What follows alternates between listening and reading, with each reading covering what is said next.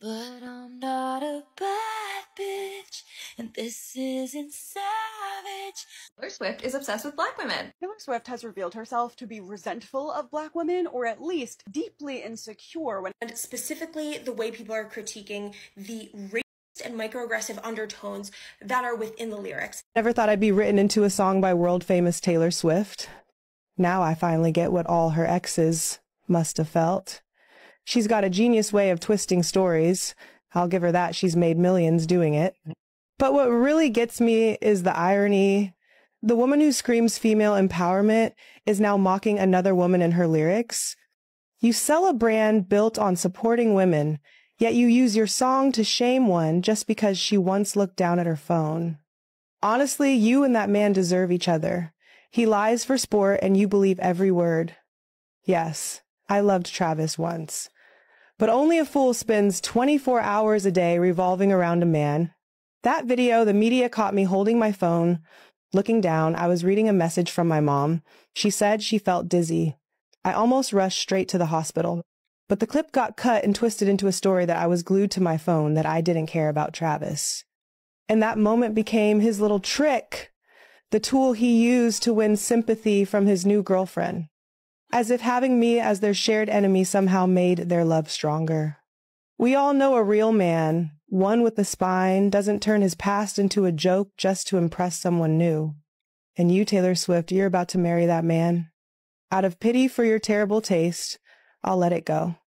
But do yourself a favor. I find it interesting that as a black person, you can be offended by a lyric and call it a microaggression, but you're not offended by lyrics that glorify baby mama culture, having babies out of wedlock, drugs, alcohol, wanting bitches dead. Why do you normalize that, but you're offended by, I'm not a bad bitch and this isn't savage? The language of bad bitch and savage are primarily associated with black women, at least in this context, especially black women in hip-hop. Both make me think of Megan Thee Stallion immediately. And there were rumors that Travis was trying to holler at Megan back in 2023, shortly before Travis and Taylor started dating. So I read this lyric as, sorry, I'm not a hot, cool black woman like he usually dates. And let's say that this is completely true and that she does feel insecure about Travis Kelce's exes and that they're bad bitches and she's not fitting that mold. Isn't that a normal female experience to have, to maybe be insecure about somebody that your partner dated? And I'm sure Taylor has written about her partner's exes in other songs, but it doesn't get the same outrage because it doesn't fit the oppressor versus the oppressed narrative that people that think like this like to slap onto everything. I know Taylor Swift is sitting in her mansion just laughing because of how calculated she is and how she knows that her plan is working for you all to be upset and outraged and creating these narratives that you don't even know are true. But I'm not a black bitch, and I'm not a savage, but I'm scared that you might cheat on me with a black hood bitch, and she's gonna have a fat ass, and I have a flat ass, and I don't have no titties. Okay, I'm gonna be that friend that's too woke again for a second, except this time.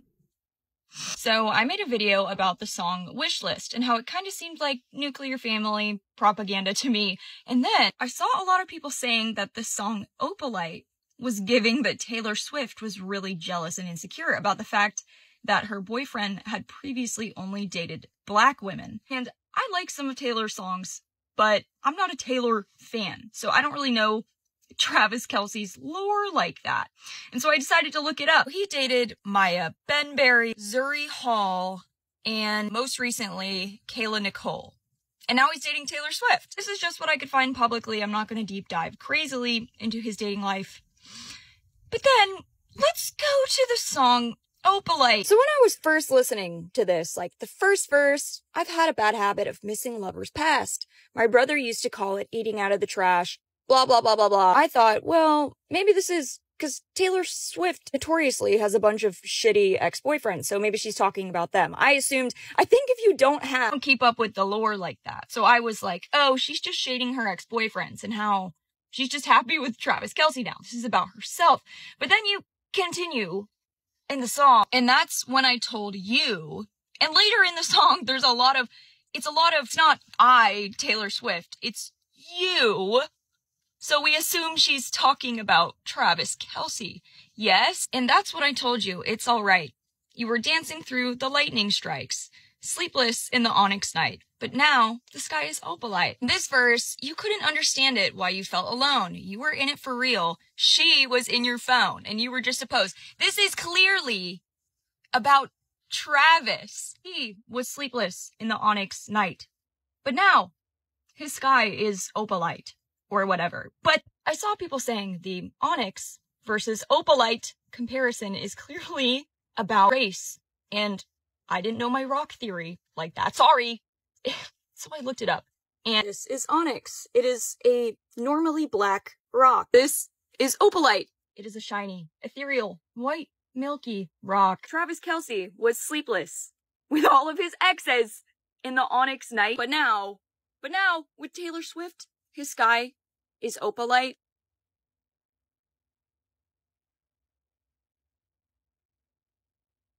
I don't know. I feel like the Taylor defenders are gonna be like, no, it's just about the symbolic spiritualism of the rock, because onyx symbolizes heaviness, gravity, resilience, and is said to absorb negativity. Opalite is tied to clarity, intuition, and new beginnings. I don't know. This paired with the fact that how many exes has Taylor Swift had? Taylor Swift has had 10 exes, all of which who are white, except for Taylor Lautner, who is mixed German, Dutch, Irish, and Native American. This is a little fishy to me. This is kind of fishy. Like, I don't even... But you know what's kind of funny about this, or is ironic to me, is she is comparing Travis Kelce's exes to onyx and herself as opalite, is that onyx is naturally occurring. It's natural, formed under pressure. Opalite, however, is luminescent, but man-made, manufactured. It's not real. There's no maturation, okay? Taylor has been writing and singing the same song since the bitch came out with Fearless, okay? The only thing that she's been changing, I remember when she first came out and she had teardrops on my guitar, and I thought, okay, she gonna be a little country singer, cool. Bitch switched. I thought, oh, okay, she's going poppy. Maybe, the songs would be, at that time it was cool. I was like 17, 15, 16, I was a kid, and all the stuff she made, I was like, oh yeah, this is so relatable. This is so relatable to girls between like 16 and like 21, 22. It's great. But bitch, you're 36. And we're still talking about high school crushes and girls being mean and shit. Bitch, can we talk about your journey as a woman? Can you have a song about something other than that? And what's crazy is the white girls are finally clocking it, that she has not matured. It's the same music. It's the same thing.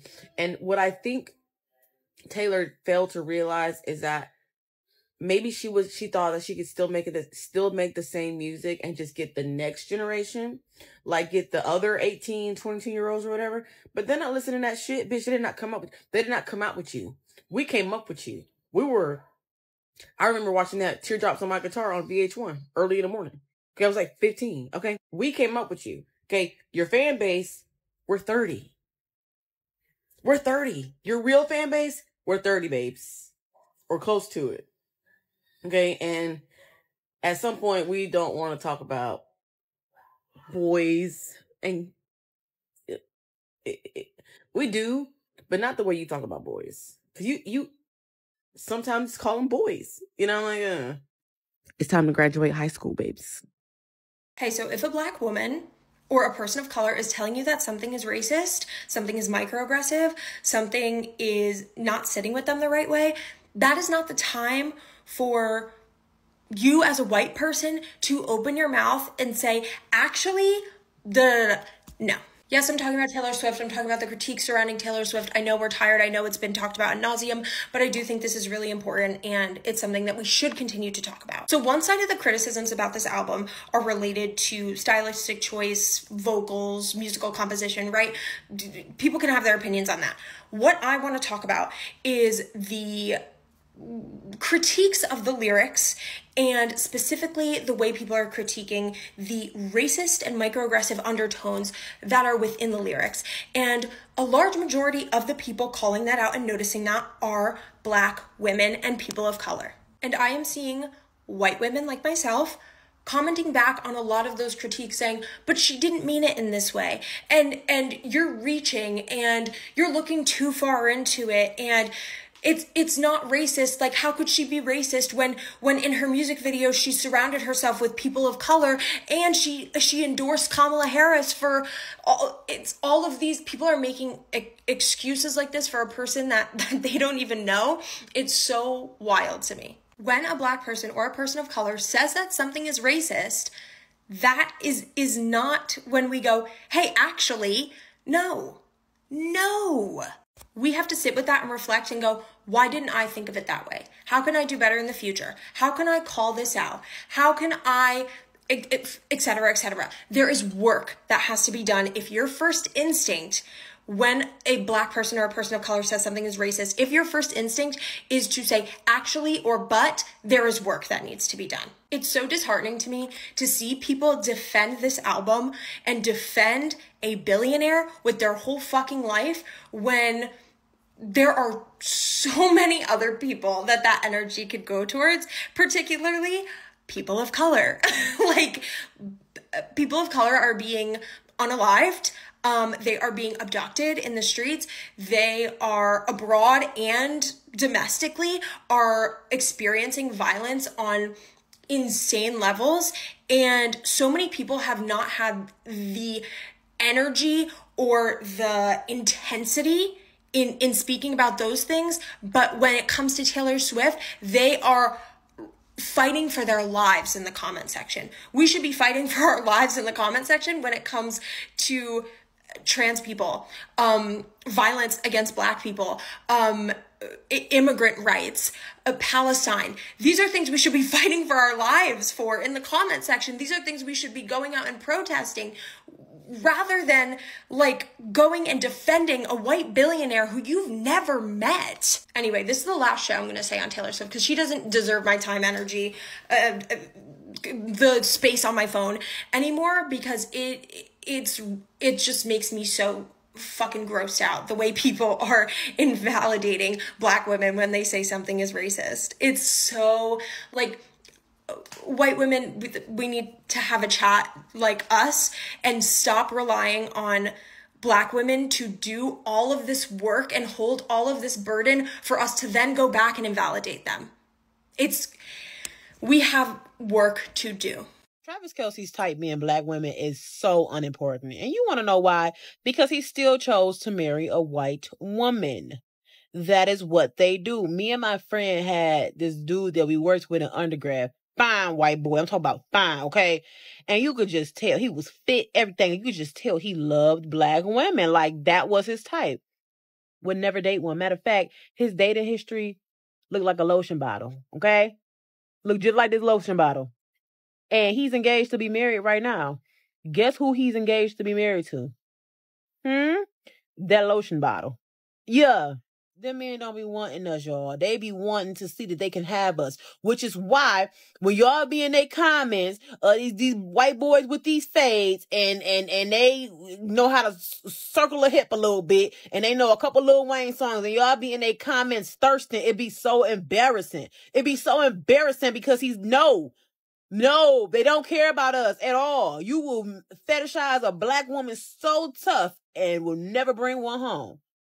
So nobody love Black women but Black women. That's what I'm trying to tell y'all. Like, and that's the truth. It's the truth. So no, it doesn't matter that Travis Kelce's type is a Black woman. He still chose to marry the billionaire with a horrible ecological footprint. Terrible footprint. What, if not the worst out of all of American celebrities? He chose the white billionaire who's stuck at 16 years old because her brand depends on her relating to 12-year-olds. He chose the white billionaire with one of the worst albums of the last 5 years. That's who he chose. Huh?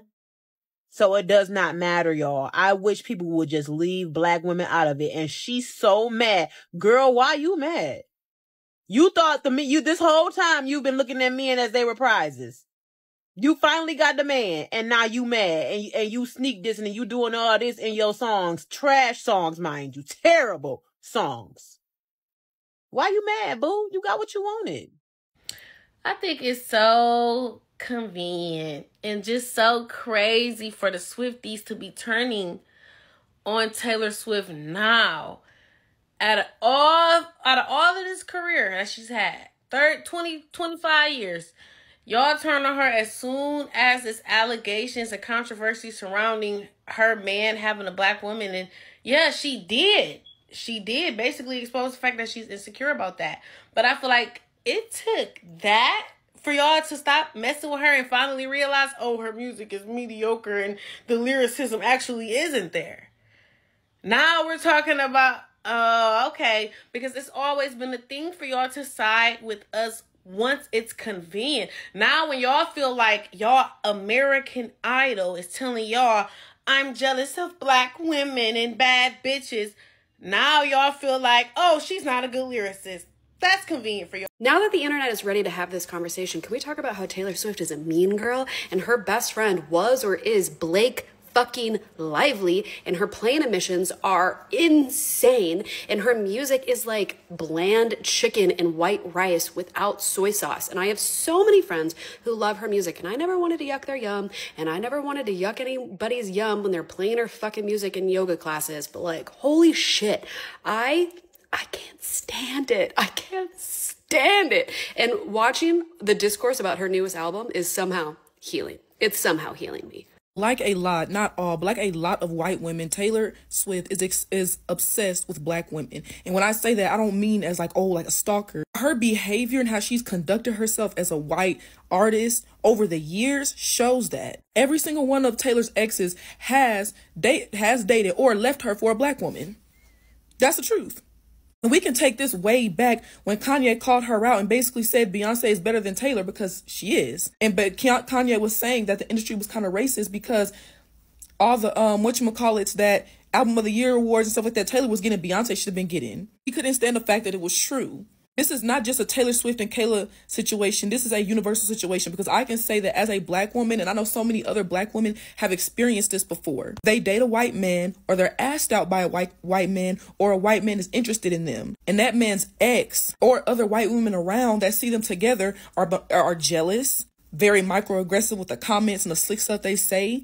Will be stalking your account all up in your profile views, and then all of a sudden user 3456788WXYZ is in your profile views every other week. I also said this in one of my other videos a few months ago that blew up about how a lot of white women are jealous of black women. How America tries so hard to push this narrative that blonde hair, blue eyes, and being white is the standard. Whole time that standard is jealous of us. The last time I spoke about Taylor Swift, Swifties got in my comments and basically said, well, Taylor's a girl's girl. No, she's a girl's girl when it comes to white women. When Kayla was being attacked and racially attacked online, and hate comments and hate posts were being spread about her from Swifties. These are people who have Swiftie in their bio and they are Taylor Swift fans from Swiftie. As soon as Taylor Swift started dating Travis, not one time did Taylor step up and say, hey, you know what I mean? I understand that's his ex. You don't need that. That's not acceptable. My fans don't do that. My fans shouldn't be doing that. My fans shouldn't act like that. You leave her alone. That's what girls do. So like a lot, not all white women, she's just another white woman who's jealous of black women, intimidated by black women, and she's trying to do everything she can to validate herself. But she just can't wrap her head around the fact that we're always winning,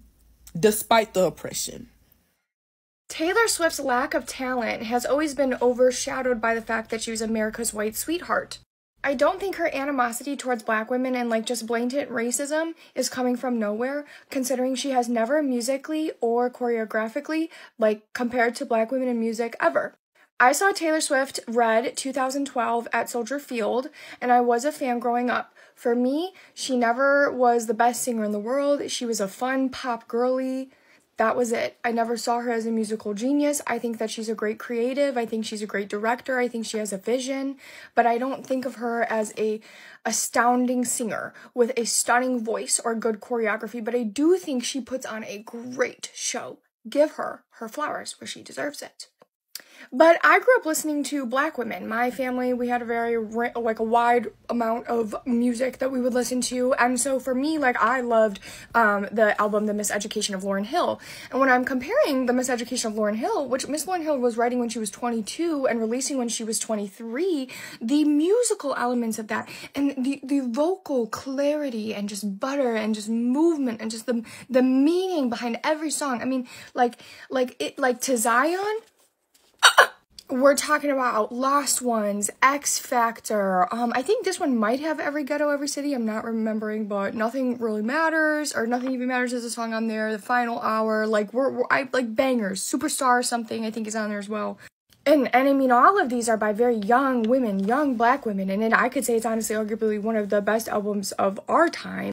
I would also say this about Baduism by Erykah Badu, and I think Erykah released that when she was 26, and those have bangers like Apple Tree and on and on. I think there's also a song, I'm gonna see you next lifetime. Yeah, that Next Lifetime. You can compare Tracy Chapman's Wembley performance when she was like put up on stage last minute with her guitar and she sang Fast Car, which by the way, she came out Fast Car at 24 years old. That like performance to me is better than every single Taylor Swift performance put together. So it's like, I don't think that this animosity is coming out of nowhere. If you grew up listening to Aretha Franklin, Chaka Khan, Nina Simone, Jill Scott, any singers that are truly lyrically talented, and you listen to Taylor Swift, it's not a question. It is not a question. I can't sing, I'm not a musician, but there's not a question that these female Black singers are more talented, and if anything, they'll have better choreography and bands and vibes, and they actually stand for something other than just being America's white sweetheart. And even if you compare her to other white singers, Billie Eilish is very young. I love Billie Eilish. I've been to 3 or, maybe 4 Billie Eilish concerts, but she's coming out at a very young age. With some fun songs as well, like Bad Guy or whatever, but with What Was I Made For? You have NDA, Bitch, My Future, The 30th, I Don't Want to Be You Anymore, you know what I mean? Everybody Dies, she's actually singing about stuff that I think is more mature as a teenager than we have a 35-year-old woman singing about prom still. It's like, even if you compare other Black women, we have Jane Aiko, I don't know, but like H-E-R, her, we're having Beyonce, Normani, Rihanna, Sade, I don't know, Alicia Keys, all of these other like modern female Black singers that are in my playlist, I'm more moved by them. So I think Taylor Swift used to be stylish, fun, relatable, and cool. But that's what happens when you are a white woman and you become a billionaire, an unethical billionaire. There's no way to ethically become a billionaire, and every single one of her fans is being exploited all of the time. All of the time, she's exploiting America while polluting it. And it's like, I think, yes, in 2012, at one time, I was a Swiftie. But as it's grown, the reason why her music is so bad is because she's not standing for anything. Because everything she's ever stood for was being America's sweetheart, being a teen girl, being a cute, relatable girl, high school. That's why she's an old lady still singing about high school. When Beyonce came out with Lemonade, that shit slapped. That shit was good that was so good. And it had meaning, it had identity, it had motion. And she's like, and Taylor Swift is like, maybe if I'm happy, my albums won't be good. Girl, they're only good if they're, and also that just goes to show that she's male-centered. If only all of her good songs are coming after, like, what she is after a man or not having a man. Like, she is a male-centered, blonde-haired, blue-eyed, skinny white woman. And she's lost her identity. She's going to become MAGA. She's never been gay. All you're talking about, she's secretly gay, blah, blah. But you know what? No, she has the opportunity to talk about anything. She could talk about Palestine. She could talk about human rights. She could talk about Epstein. She could talk about child trafficking. She could talk about anything. And it would get, she has so much power. And she uses her power to say, I want my friends canceled. I like my friends in Gucci. And To me, all of her music has always been like this. Look what you made me do. Look what you made me do. She doesn't sing. She talks lyrically. She writes poetry lyrically. She might be a good poet, some would argue. But it's like this animosity and this open racism against Travis Kelce's exes is literally coming to the fact that her choreography is childish, hasn't grown, hasn't changed. That's fine. If that's who she wants to be, that's fine. It's cute. It's good. It's relatable for all of those white women with no talent. You know what I'm saying? But it's like, why, this album, she called about 15 people bitches. And she's saying, I like to mind my business. But it's like, you're calling out people who don't even have beef with you. This is mean girl behavior. This is midlife crisis, woman falling out of her prime, has so much money, doesn't know what to do with it, so I'm going to project hate onto a whole bunch of other people. I don't know. I just feel like if you listen to black people and black singers, you don't get Taylor Swift. And I think I love people. I love white singers too. I love Fiona Apple, Alanis Morissette, or Morissetti. I don't know. I can't get everyone's name right. So I'm not saying anything like that, but it's like, I'm just saying, like, Taylor doesn't have anything to stand for. She doesn't have anything to stand for. She doesn't have any soul. Her music lacks soul. I'm making this to say I'm not trying to be misogynistic to Taylor Swift. I'm not trying to be racist to Taylor Swift. I'm not trying to push Taylor Swift down. If you're a Taylor Swift fan, I am not making fun of you. If you ride or die for Taylor Swift, I'm proud of you. That is fine.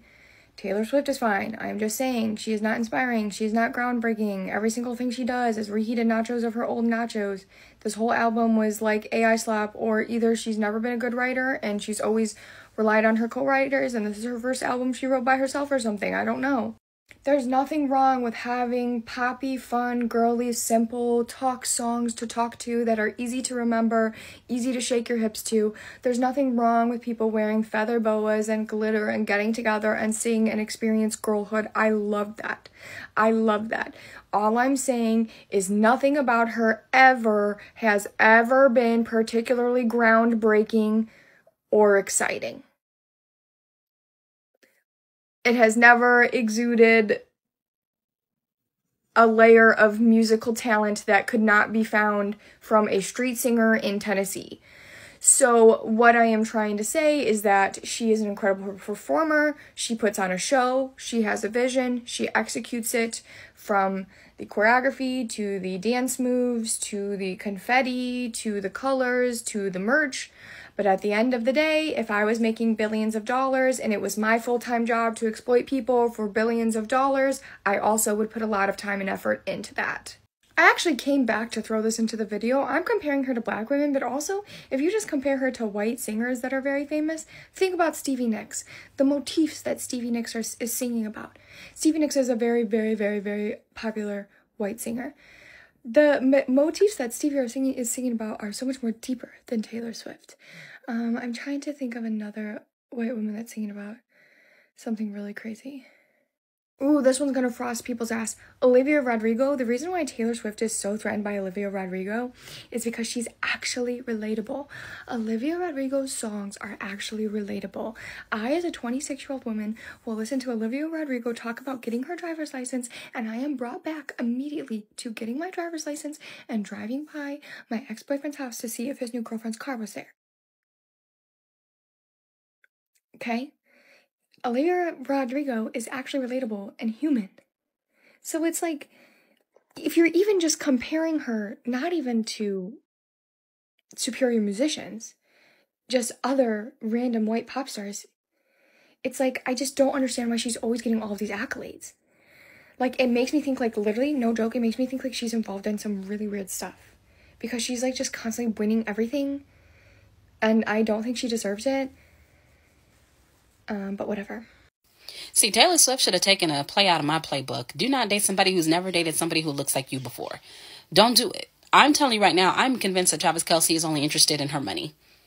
I mean, if you go back to the video, his own daddy said, oh, this is a good one. What do you mean? What do you mean? The last one was a good one. What do you mean? What makes her What makes her so special? Because she's white? Because she's rich? Let's be real. Taylor Swift is a big fish. Beyonce's a big fish. Remember when they thought Beyonce and Jay-Z was going to get divorced? The way the man was lifting weights and getting their credit score right? Oh my God, the way people were lining up to go after Beyonce when they thought that, there was a divorce was imminent. And I don't even remember when that was, but it lasts for a little minute, for a little minute. So I think that he's only with her because of her status, because of her money. And if they actually follow through with this wedding, I predict that when she starts getting suspicious of him cheating on her with a black woman, because he is going to cheat on her with a black woman, he's going to get her pregnant. He's going to K-Fed her. Like the fact that Kevin Federline is a verb now. He's going to K-Fed her. Mark my words. If they make it to the finish line, he is going to K-Fed her. And they are going to make it to the finish line because she'll be goddamned if she loses that man to a black woman. There are tons of videos online about how when they break up, he's going to go to a black woman. But he is never going to stop lusting after a black woman. When he cheats on her, it will be with a black woman. It's tried and true. We all know this. You don't need experience to see what's obvious. And in fact, while I'm here, there's something else I want to talk to y'all about. Can y'all stop projecting a love of black women on actors who have not proven it otherwise? So just like when I date a guy, I check his dating history to see if there's anybody that looks like me or is the same ethnicity as me. And if I'm not in there or something that could closely resemble me is not in there, I don't date them. Like, I'm not going to be your first black girl. I'm not going to be your first fat girl. I'm not going to be your first American girl. I'm not going to do it. Unless all I want from you is money or D, I'm not interested, right? We're never going to go anywhere. It's never going to be serious, right? But have you noticed that, like, if an actor shows any kind of interest or attraction to a black woman, their status goes up? Chris Evans was memed the entire time he played Captain America. Oh, he likes black women. He looking like he ready to risk it all. Y'all did that shit. Don't try to act like y'all wasn't doing that shit. Y'all was like, ooh, he likes black women. He likes black women. Never once did you see his ass date a black woman. Never once do you see that in his dating history. Never once did you see him with one. He didn't marry one, and he's not about to have a baby with one. But y'all had that man on a pedestal talking about he likes black women. And what was the other guy's name? I can see. Sebastian Stan. Oh, he was at the Met Gala checking out the black women. Oh, he loves black women. He loves black women. Have you seen him date one yet? No? So let's stop putting that on them. Oh, they like black women. They like black women. Because I'm going to tell you right now, one of the things that I've noticed is that all of these male actors that seem to be lusting after black women on the red carpet, they don't have us in their dating history, current or past. I think what's happening is that they figured out is that you get more camera time, you get more exposure, and you're more universal if you convince the world that you like black women. So they're more likely to give you certain types of roles. Basically, you're more marketable. That's why actors always say, I don't have a type, because if they say they have a type, then you'll lose fans. So if you say, ooh, I like them tall and thin and biracial or white or Asian or whatever it is they like, I like them with a big ass. Everybody who doesn't have those features are going to be like, oh, well, shoot, you ain't checking for me, despite the fact that fans know that the probability of you being with your favorite celebrity crush is 0 to negative 5,000. But it's the fantasy. It's the belief that you could someday pull a man like that. It's the delusion of availability that these fans go for. And although that's kind of unhealthy, it doesn't change the fact that what makes celebrities, status go up is their desirability amongst women, specifically black women. Black women carry more weight when we buy a movie ticket than any other ethnicity, and yet they still don't put us in the freaking films. That's a topic for another day, but stop projecting onto these male actors. Ooh, they prefer black women. That goes for Pedro Pascal. That goes for Austin Butler. That goes for Chris Evans, Sebastian Stan. Who else? Hell, sometimes it's black actors themselves. Michael B. Jordan. Oh, he got a type. Look at his dating history. He has a type. And even if it is a black woman, it's a particular type of black woman. Stop assuming that because a male celebrity is grinning, lusting after, checking a black woman out up and down, that he prefers us. They don't. They've just cracked the code that by lusting after black women, they're going to get more press coverage. And if they get more press coverage, then they're going to get more social media coverage. If they get more social media coverage, they're more likely to get more gigs. But like Taylor Swift should have done, check the dating history. You'll know whether or not they actually want us. And that way you're not sitting here disappointed that these actors that seem to love black women so much don't ever seem to be in films with us. And if you're trying to date, you won't be so disappointed that he cheats on you with his preference, which only seems to be a problem when the person prefers black women. Yeah, I have so much to say about this Taylor Swift situation and her new album and the little jabs that she is trying to take. But I want to know your thoughts. And then I'll make another video with mine. because there were some very, very loud messages within those songs. So I stopped listening to Taylor Swift years ago when I realized that she was mentally still stuck in high school. But in recent years, I did not revisit her music because she likes to date racists.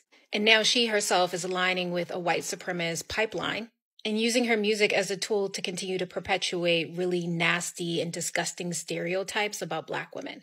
Because she's insecure, and therefore the rest of us have to deal with the consequences of the fact that she is dating a man who probably wouldn't date her under any normal circumstances, other than the fact that she happens to be super popular and she is a very wealthy woman. And now people are finally realized, now that her mask is off, that she is exactly who we all have been saying she was from the very beginning. And she's been hiding in plain sight for a very long time, pretending to be a feminist, to give a damn about very real issues impacting people who look like her and people who don't look like her. And she's been able to present this image of just being so helpless and being held down, boggled down by the industry, by her team members, by society for not allowing her to speak up and speak out.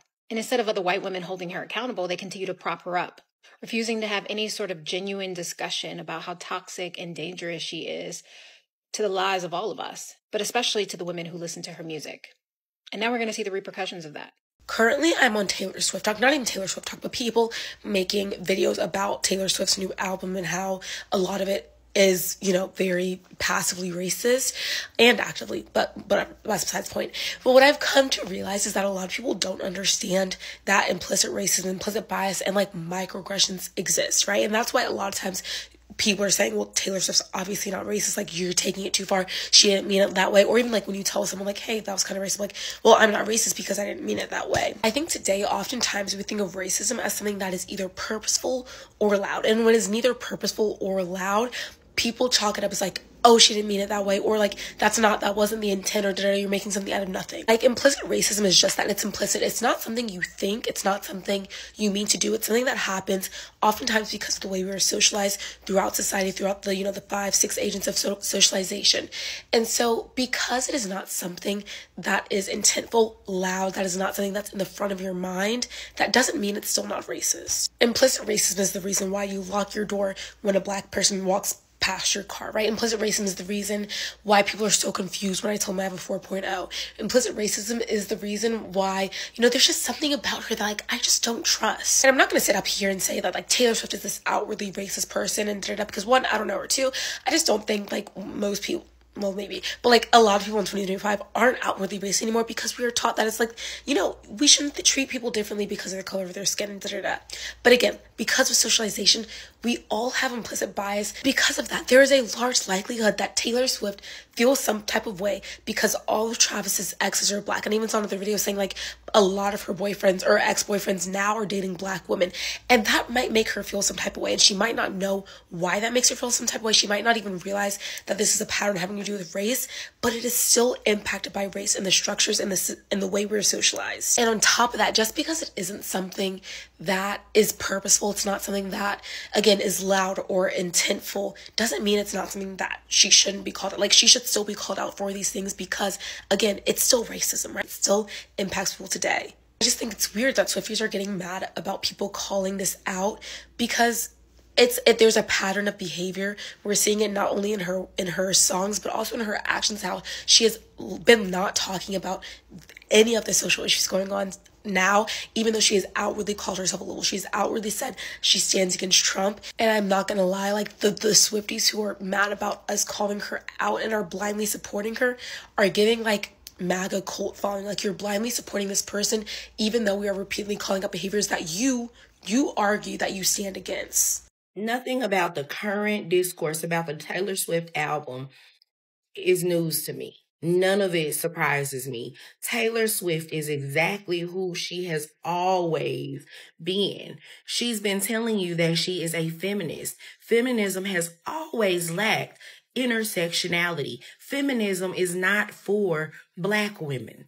Womanism is. Womanism is looking at the social constructs, just looking at womanhood and intersectionality and all of that in society as a whole. It's looking up, down, around, everywhere.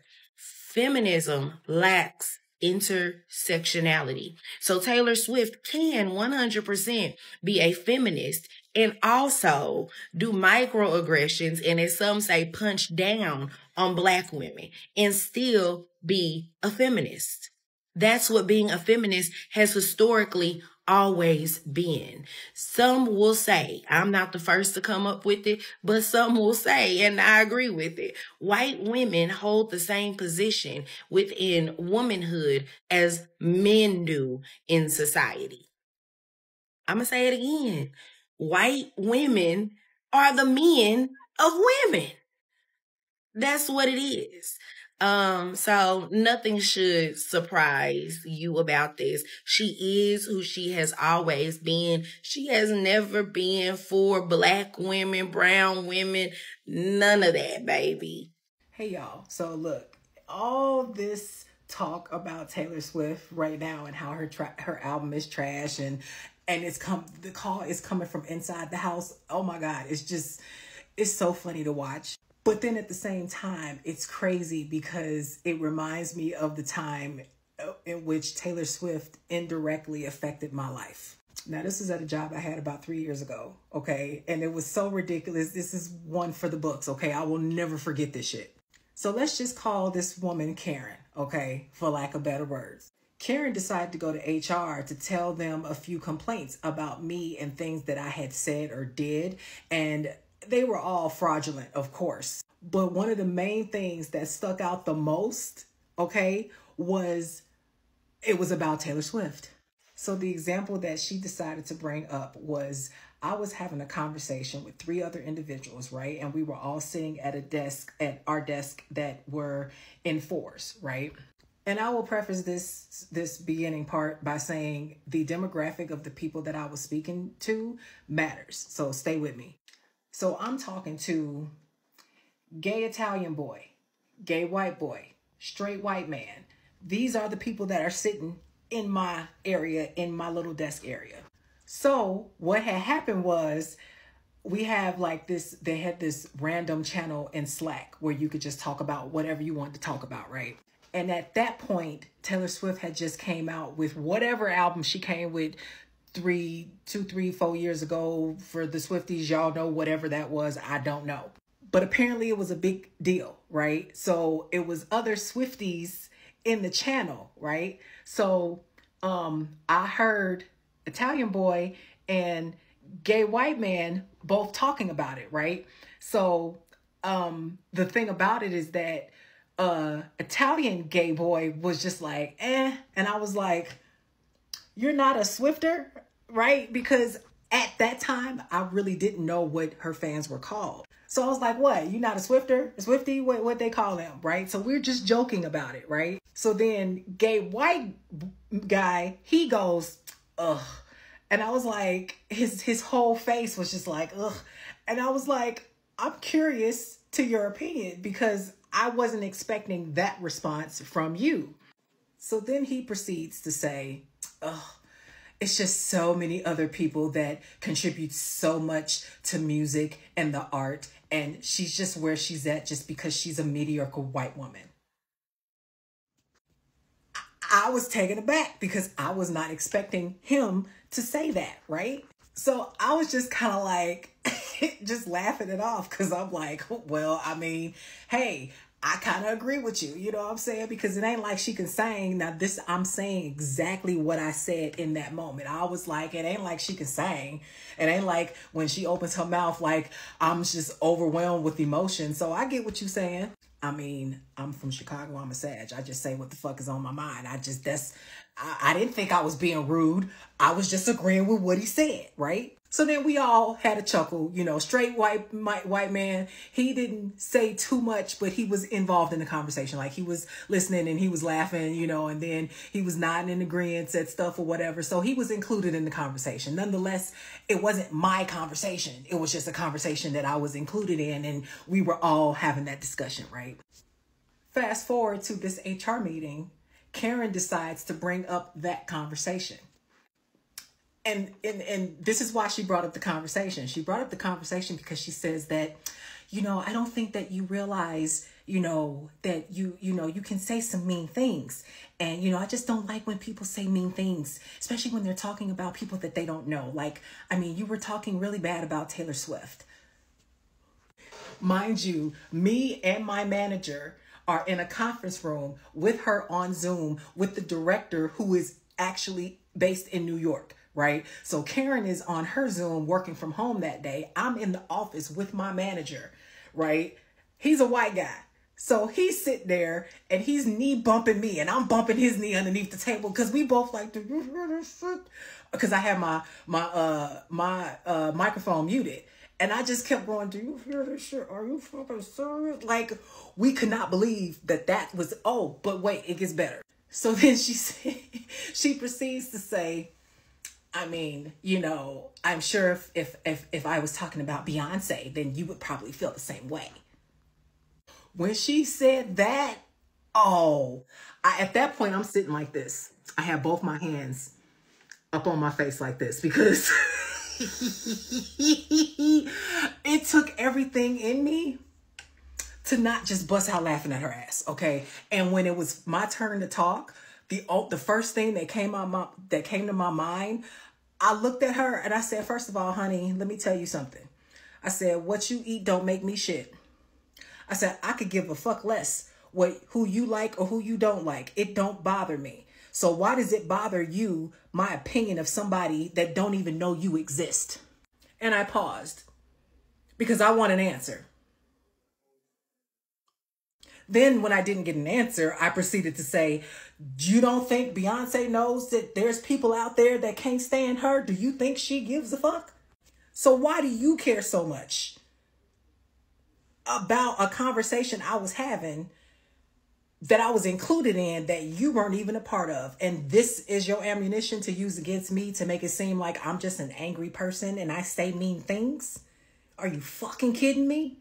So yeah, anytime Taylor Swift is in the news for anything or whatever, or, you know, this whole mediocre conversation comes about, I can't help but go there because that was one for the books. Like, she really went to HR because I said something mean about Taylor Swift. What the fuck has this world come to now?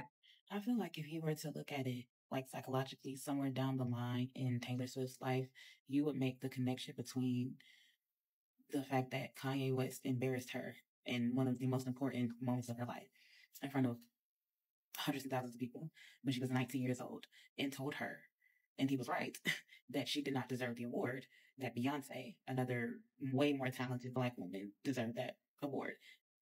Again, he was not wrong. Was he wrong in timing? Yes, because she was a kid. She was 19 years old. You know what I'm saying? It was indeed a traumatic experience, and that experience has followed her for the remainder of her career. I mean, you literally cannot mention it without it coming up, no matter how big and successful she is. And you could argue that that resentment festered in her entire career has been her chasing that ghost of, no, I am better. I am better. I am better. You know what I'm saying? Then you think about 12 Years a Slave, where I can't think of her name, but Lupita played her. And the scene where he calls them into the dining room, the slave master, the white man or whatever, and they're dancing and she's dancing and he's looking at her in awe. Like, he's looking at her in awe. He's completely mesmerized by her. And his white wife sees this and she takes like this crystal thing and she throws it at her, cuts up her face, I think. And she's like, you need to sell her. You need to sell her. If you don't think that historically this has been a thing, I can see why y'all are shocked at the shade in her songs. It was always going to be there. We can bring up her exes being with Black women, or we can bring up the fact that her fiance definitely prefers Black women. But she knows all of these things. The root will always be, you cannot compete where you don't compare. Congratulations to Taylor Swift and Travis Kelce. They done got engaged, honey. About to get married, honey. Congratulations to them. But I need y'all to go over there and check on Shea Butter Twitter. Check on the Shade Room. Them comments and shambles, honey. Child, they thought a little twerking, a little booty was gonna keep a white man. Shit. Once he went black, he went right back and went flat, okay? Nah, y'all gotta go check on Kayla Nicole, because the last time those two made news, she wrote an essay. She wrote a dissertation for the internet. And we don't want to catch her sounding like this the next time we see her. I don't know what went into that process. I met the criteria to be selected, but I wasn't. Because you know that podcast room about to go crazy. But shout out to these two. It's a true loaf story. Niggas secured the bread and the bag. Who cares if she don't have ass? Taylor Swift wants to start a black Amazon, which has Jeff Bezos, Target, and Walmart. Livid. There are two sides to every story, but there's only one backstory.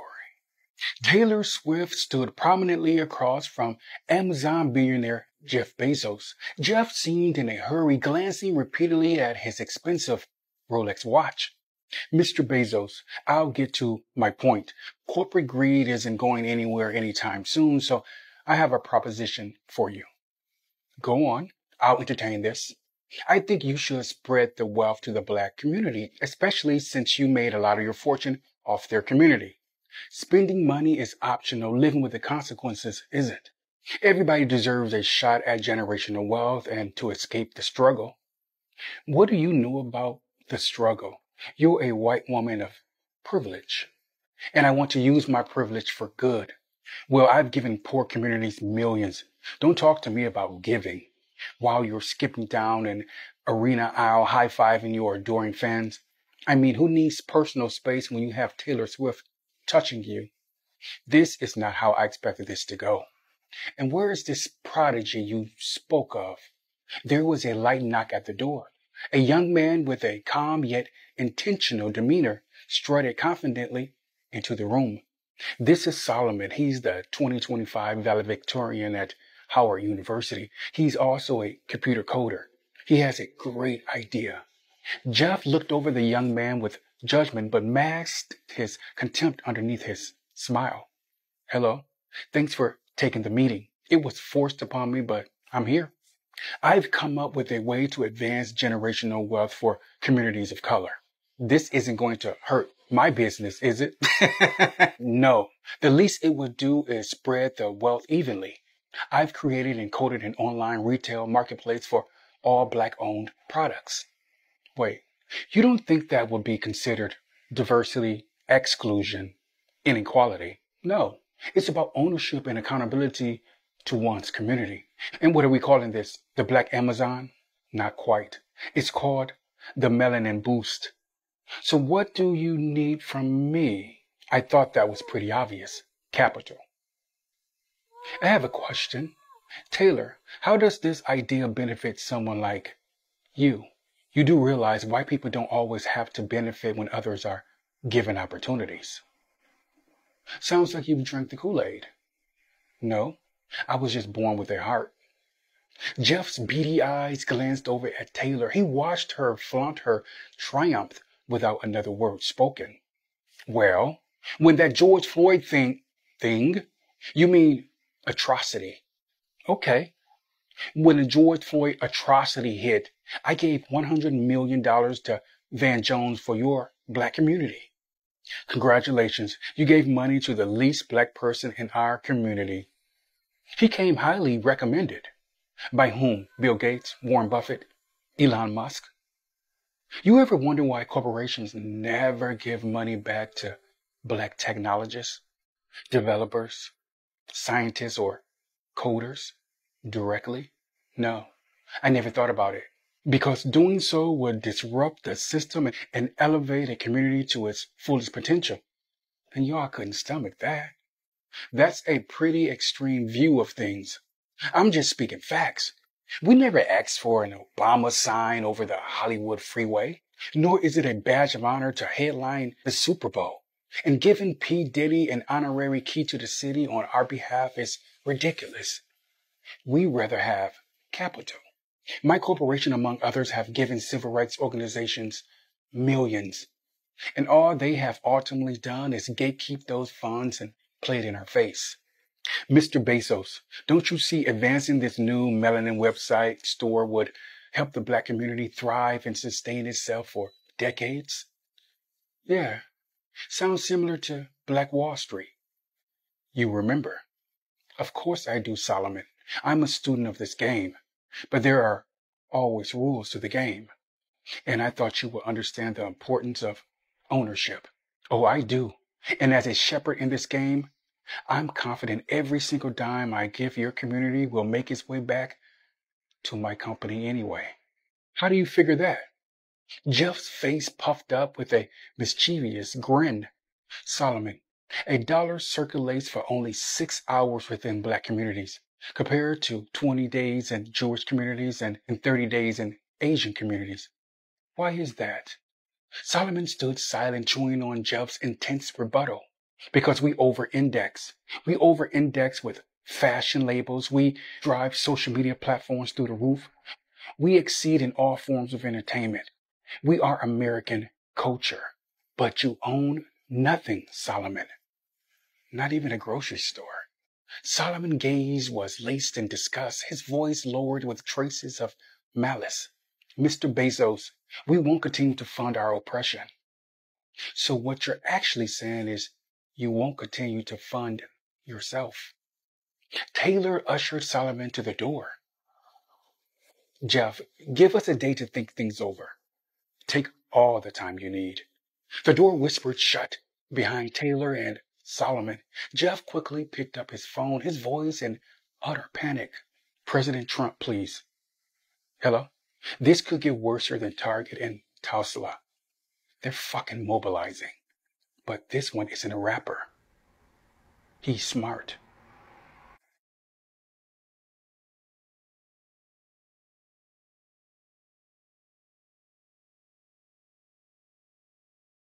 That's why I just need to make shirts that say leave Black women the fuck alone. Just saw the New York Post article about them talking about Taylor Swift made a song about Kayla dissing her. And all the comments under this post are so racially charged and just jealousy. All I see is jealousy. I'm trying to figure out what the fuck did Kayla do to Taylor Swift besides date a man who she's now engaged to years before Taylor even personally knew him. Like, what's the issue? Like, why are y'all so mad? Why are y'all coming for Kayla? She's not done a damn thing to y'all. Y'all just love to mess with and fuck with Black women.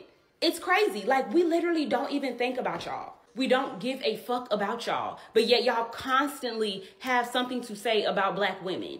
Like, honestly, I just don't get it. I don't understand this fan base. Like, Taylor Swift has came out. She's like not a MAGA woman. She's not for all that racism and prejudice and all that type of shit. Like, so what are y'all doing? Like, as her fans, like, what are y'all doing? And I don't know if it was just clickbait of them saying that. I truly hope Taylor Swift is not wasting her fucking time writing a song about Kayla, who don't give a fuck about her, who was just like, did the ultimate grinding, dancing on Chris Brown. Like, what the fuck are you mad for? Like, I don't get into celebrity business and gossip like that. I don't give a fuck. Like, I have my own life. But from the little things that I see, I have not seen Kayla say anything about or to Taylor Swift. Who gives a shit? She's been moved on from that man. Goodbye. Like, why are y'all mad? Taylor, if you're making a song about her, are you okay, babe?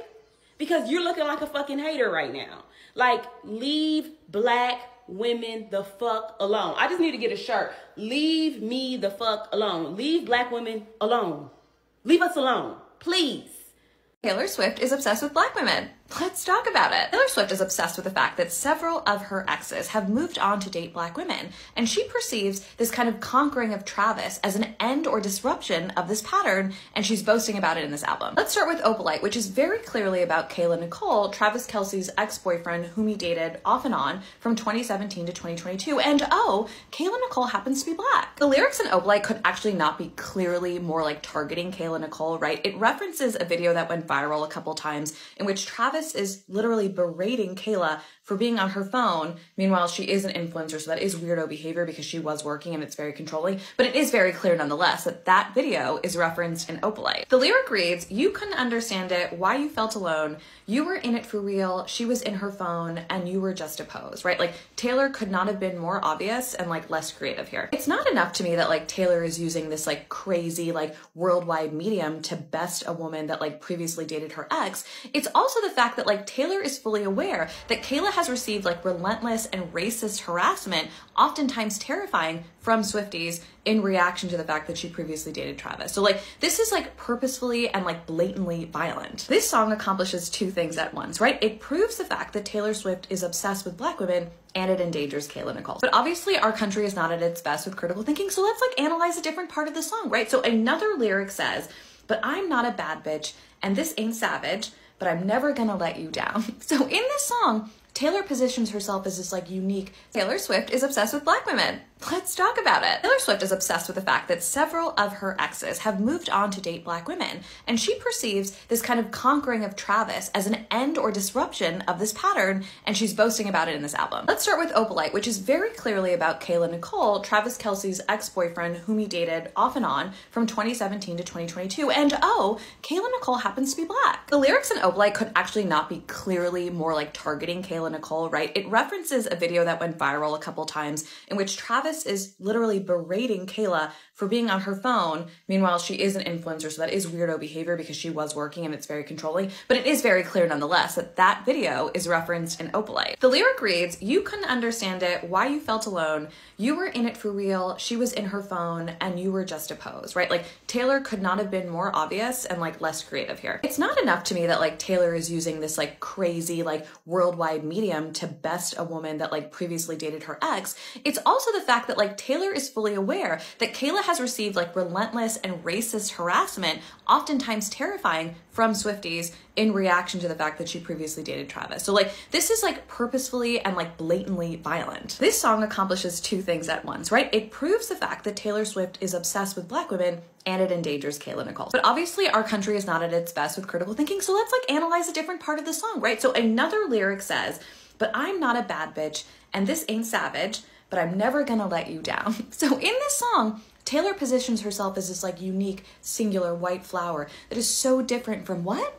Black culture. And once you step back and realize the song is like final boss pick me X racism, you realize that Taylor Swift is preoccupied with like this obsession with Black women, in part because Travis Kelce has predominantly dated Black women in the past, and she wants to define herself as different from his past and therefore better. Again, very weird, very pick-me behavior. Taylor's not only preoccupied with this idea that Travis has historically dated Black women, it's also the reality that several of her exes have moved on from her to Black women. And that confounds and ultimately like enrages her, and she's so obsessed with the pattern and the idea that she had to talk about it in this album. Chris, give me examples. Okay, well, we have Harry Styles, who is now reportedly dating Zoe Kravitz. We have Tom Hiddleston, who has moved on to be engaged to and co-parent with a Black woman whose name is Zawe Ashton. And then we have Calvin Harris, who went on to marry a Black woman named Vic Hope.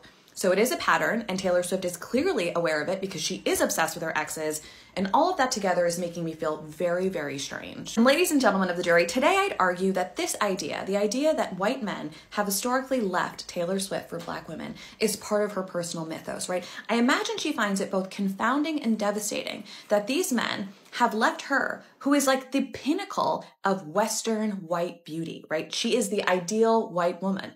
Meanwhile, all of these white guys are leaving her for Black women, and I'm sure it's really pissing her off. So when Taylor like secured Travis, she achieved the ultimate feat in her mind. She had convinced a white man to leave Black women for her, and the mythos is complete. She has disrupted the pattern, she is the queen bee yet again, and this album is all about her obsession with that weird mythos and her obsession with Black women. At the end of the day, you know and I know that Taylor Swift is a deeply calculated and intentional person, right? She drew up these lyrics and this like 8th grade symbolism very intentionally. It's very red-pilled and incredibly macro-aggressive. So I guess the moral of my story here is like, you Swifties, the ones who refuse to call her out on her bullshit, are the same exact type of white feminist that she is. You protect bigots and you traffic in and like enjoy anti-Black bullshit. And that makes you a bad person. All right, bye. Oh my God, I promise I never intended my Instagram or whatever platform this is to fucking be a think tank of women in the music industry. This woman, this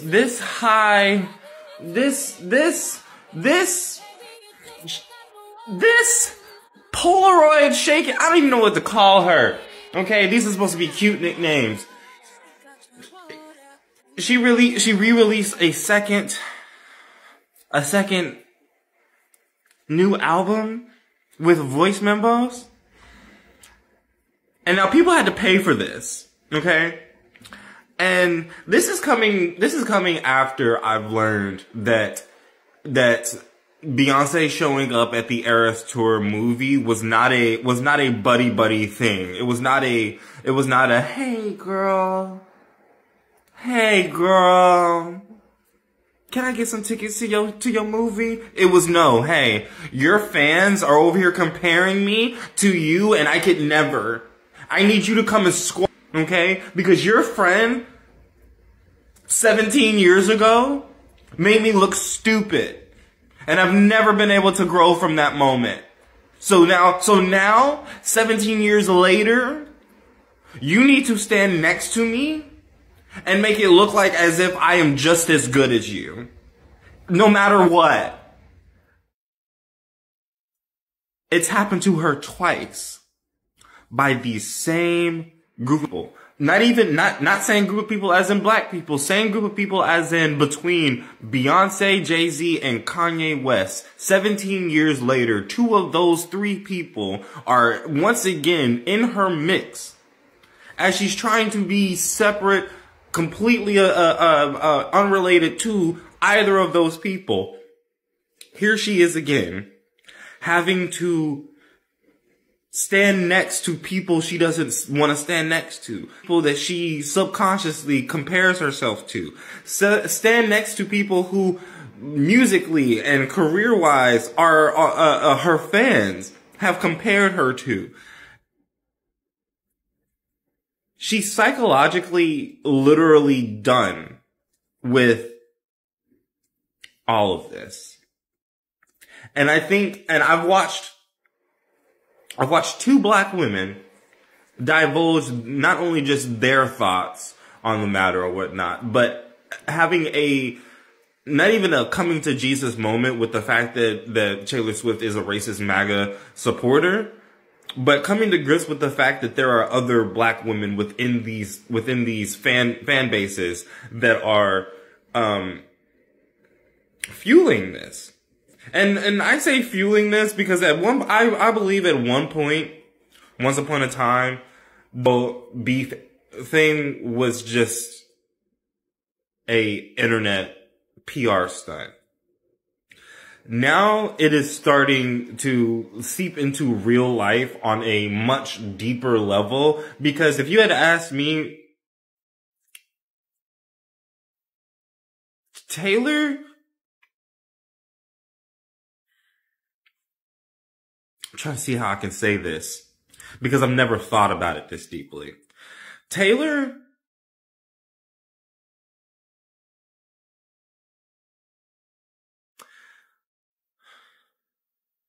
I'm from Oklahoma.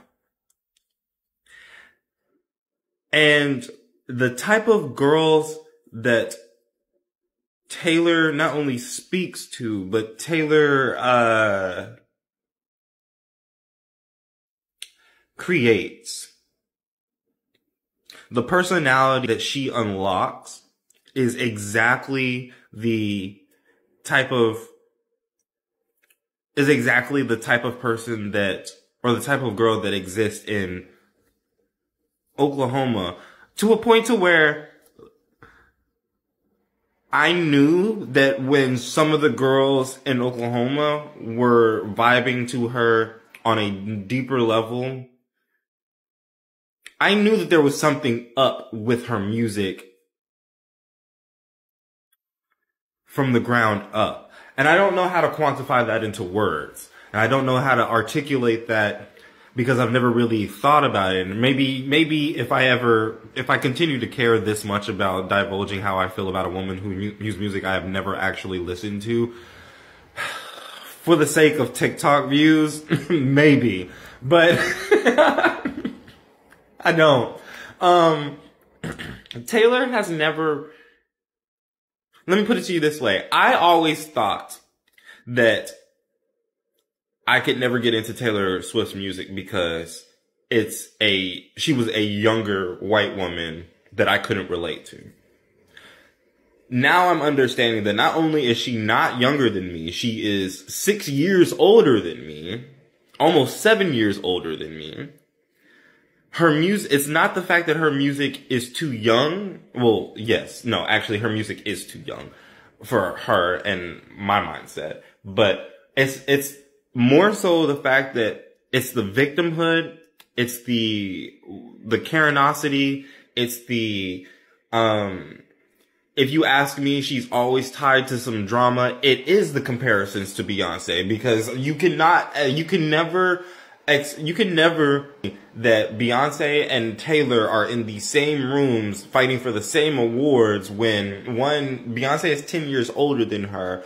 Two, musically, she's more inclined, and she's been musically more inclined since before Taylor was born. So if Taylor's 6 years older than me, oh, okay, she's 1989. It's fucking hilarious, actually. So if she's 1989, where was I going with that? She's older than me. Beyonce's 10 years older than her. Why are we comparing her to a woman that is 10 years old, 10 years her senior, and is obviously experiencing a different part of her life? This is why.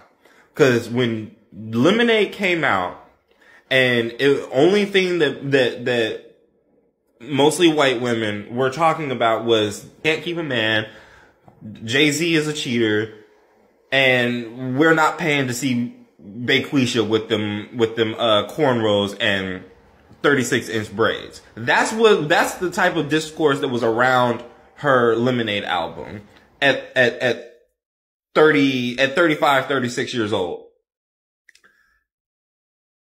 At 35, 36 years old, for Taylor Swift to be inundated with the need or the thoughts to be as sexually accepted or socially leveled to the ass shaking or the, I don't even know what to call it, because I don't know what to call it, because I'm expecting those type of topics to come from somebody that is 25 years, like 25 years or younger. I could completely understand how she feels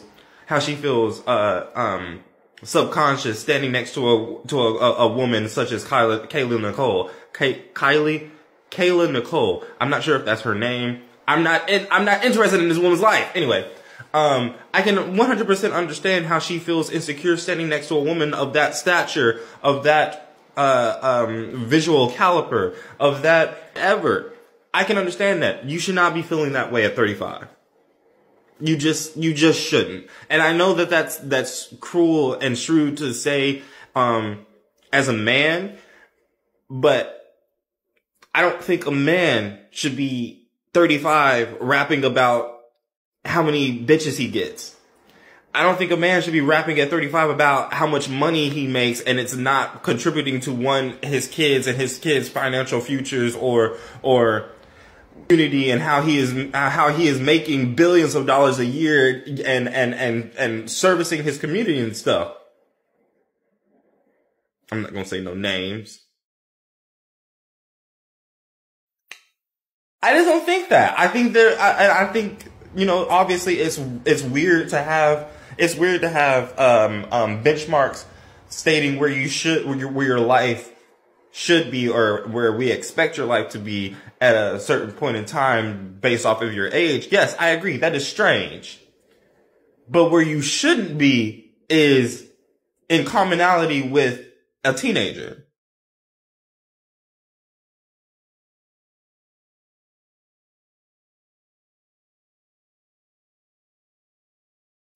Interesting observation. Do not come for me. This is simply an observation based on an experience that I am currently having, which is kind of interesting. Listen, I've been rocking with Taylor for a long time, Taylor Swift. I have listened to her from the beginning. I would say I officially became a Swiftie back in 2012, Red Album, because that was my ish, okay? I'm a millennial. She's a millennial. Of course, I've known who she is all these years, and I've listened to her because I like diversifying the music that I listen to. My daughter became a Swiftie hardcore last year when I took her to a Taylor Swift event because I knew that she would love her, and getting immersed in that was like the best thing that we've ever done. And now we get to do this together. But as I made a video not too long ago about how people just assume that Black people can't be Swifties for whatever ridiculous reason, ever since this endorsement, you've seen a lot more Black creators now come on here and say, you know what, I'm going to give her a chance. I'm rocking with her now because she's rocking with me, because we have this thing in common that Taylor has endorsed these creators' candidate of choice. Which again, as Swifties, we all knew that was coming. Besides the point. But I've noticed on my videos more recently that I've made about Taylor, about her music or whatever, and there are some comments I haven't even approved yet because I don't want to. But it is very much a just wait till you discover this, assuming. Just wait until you hear this one, assuming. I am so glad that this trend is happening. Keep it coming. And I'm like, I'm not part of a trend. I've been a Swiftie for a very long time. But it is interesting because now, because of what's happening trend-wise, it's almost like as a Black Swiftie, anytime I come across someone's FYP, there is a strong assumption that I am a new Swiftie because of a recent endorsement, which then perpetuates that weird thinking that we cannot be Swifties until now. It's just interesting. And I appreciate the love that's happening in the Swiftie community because it really is one of the greatest communities to be part of, except for the extreme ones. Those are kind of crazy. But you get what I'm saying. I just like to publicly announce I've been rocking with Taylor for a long time. And there are a lot of us who have been, who are people of color, people of other backgrounds.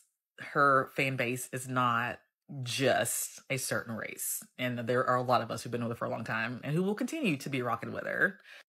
All that to say, let's just remember to stop making assumptions about people because sometimes assumptions just get us in trouble. Not that this is trouble, but I knew you were trouble when you walked in. Shame on me now. What'd you say? Never been trouble. It just is a good reminder to just stop. My daughter just learned about judging a book by its cover. Lessons.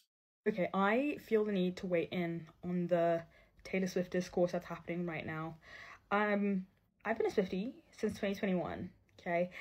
Been loving it here. Like, I mean, there's some great people in this community, and I think we get a bad rep.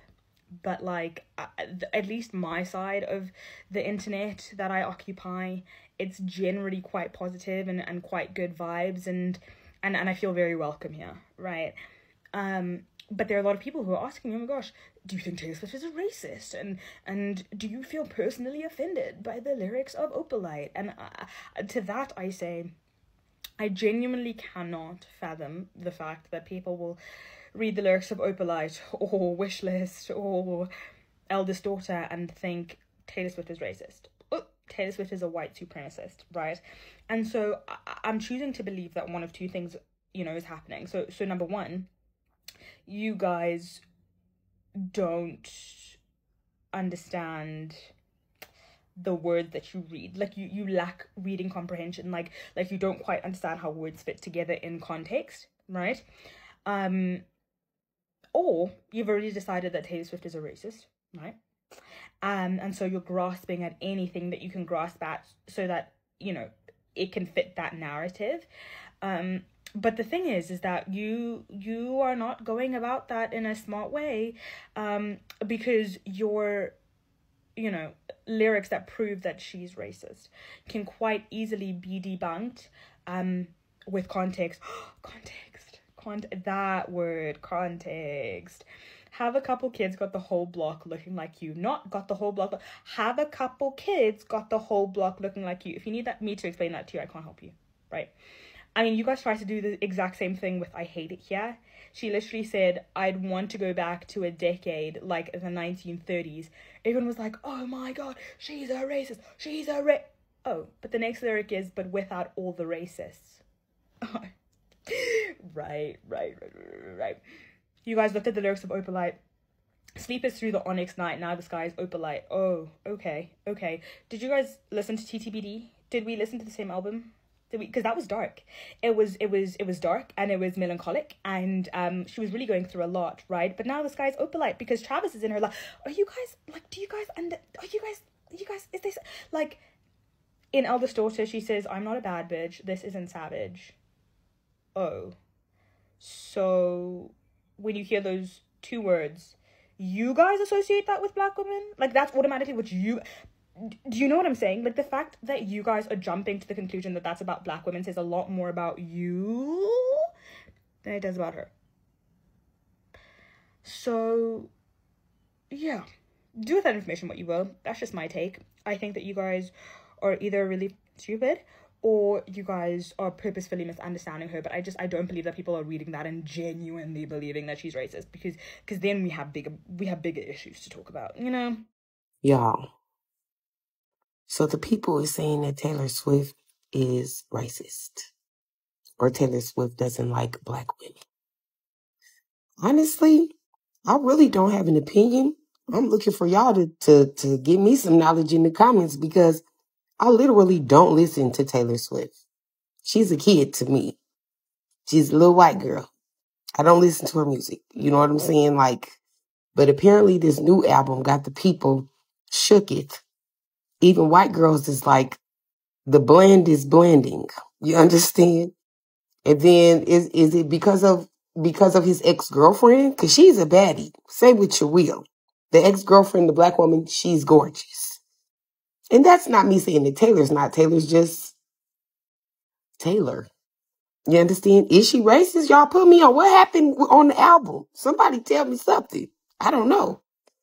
Saw this tweet the other day from Rob Markman talking about, I'm afraid to see why Taylor Swift and Black Thought's names are tied together this week. So naturally, I had to figure it out.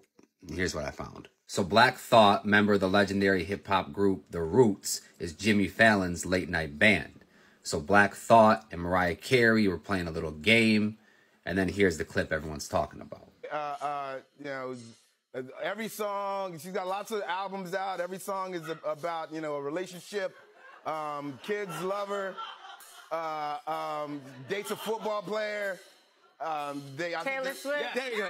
So naturally, the Swifties came to the defense of their Lord and Savior. And I couldn't find the original tweet. I can only find this tweet that's in reference to the original tweet. But the original tweet from the one Swiftie said something about Black Thought lacked elementary lyrical analysis or something to that effect. Which is just an insane take if you know any of Black Thought's music.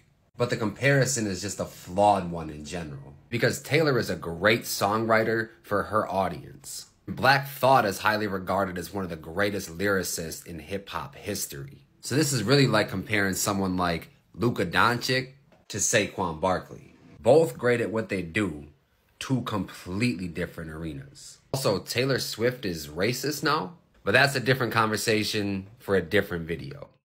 I need y'all to wrap this Taylor Swift conversation up quickly. I'm sick of hearing it. I'm sick of seeing it. I don't care. We don't care. And for my Black American folk, you know what I'm saying? We are really not her fan base, right? Not to say that there are no Black Americans who like Taylor Swift. That is inaccurate, right? I'm never saying all.